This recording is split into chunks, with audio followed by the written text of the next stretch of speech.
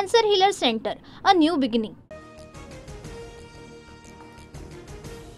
पहलगाम हल्ल्यावरून महाविकास आघाडीमध्ये मतभेद, पवार सरकारबरोबर तर ठाकरेंच्या सेनेचे निशाण्यावर सरकार.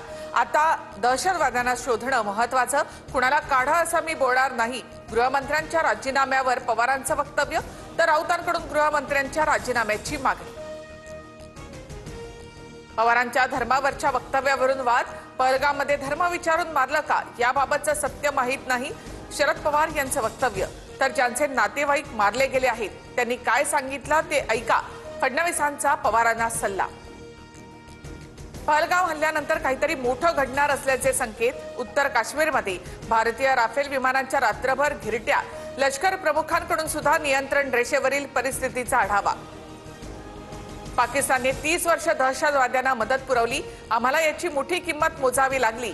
पाकिस्तानचे रक्षा मंत्री ख्वाजा आसिफ यांची मोठी कबुली. पहलगाम हल्ल्याचा कट फेब्रुवारी महिन्यातच शिजल्याचं समोर. फेब्रुवारी महिन्यात पाकव्याप्त काश्मीरमध्ये जगातल्या मोठ्या अतिरेक्यांचा मेळावा. पहलगाम हल्ल्याचा मास्टरमाइंड सैफुल्लाही या मेळाव्यामध्ये असल्याचा संशय.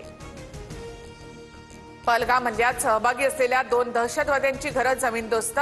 अनंतनागमधील दहशतवादी आसिफ शेख आणि आदिलचं घर जमीनदोस्त. सुरक्षा दलाची मोठी कारवाई. ठाकरेंची शिवसेना देशाचा इतिहास विसरली याचं दुःख. दहशतवादी हल्ला झालेला असताना ठाकरेंच्या शिवसेनेकडून मूर्खासारखी वक्तव्य. देश माफ करणार नाही, मुख्यमंत्री फडणवीसांचा हल्लाबोल. सिंधू पाणी करारासंदर्भात महत्त्वाची बैठक संपन्न. गृहमंत्री अमित शहांच्या निवासस्थानी बैठक. पाकिस्तानला एक थेंबही पाणी मिळणार नाही, जलशक्ती मंत्री CR पाटील यांचं वक्तव्य. गृहमंत्री अमित शहांची सर्व राज्यातील मुख्यमंत्र्यांसोबत चर्चा. पाकिस्तानी नागरिकांना तात्काळ परत पाठवण्यासह संबंधित व्हिसा रद्द करण्याचे आदेश. विरोधी पक्षनेते राहुल गांधी जम्मू काश्मीर दौऱ्यावर. राहुल गांधींकडून जखमींची विचारपूस. मुख्यमंत्री ओमर अब्दुल्ला यांची भेट घेत दहशतवादी हल्ल्याचा आढावा घेतला.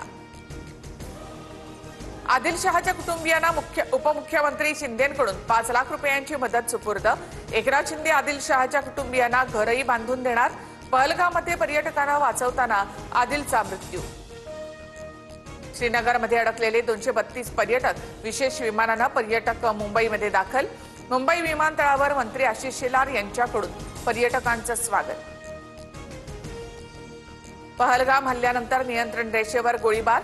पाकिस्तानी सैन्याने गोळीबार केल्याची माहिती. भारतीय सैन्याकडूनही चोख प्रत्युत्तर. पाकिस्तानी लष्कराने नियंत्रण रेषेच्या बाजूला सैन्याची संख्या वाढवली. भारतीय सैन्याचा राजस्थानमध्ये युद्ध सराव. भारत फ्रान्सकडून आणखी 26 राफेल विमानं खरेदी करणार. फ्रेंच राजदूतांच्या उपस्थितीमध्ये करारावर स्वाक्षरी होणार. जम्मू काश्मीरमध्ये 2 दिवसात चौथी चकमक. बांदीपोरा जिल्ह्यामध्ये लष्कराचा दहशतवाद्यांना वेढा. लष्कर ए तोयबाच्या एका दहशतवाद्याचा खात्मा, तर भारताचे 2 जवान जखमी.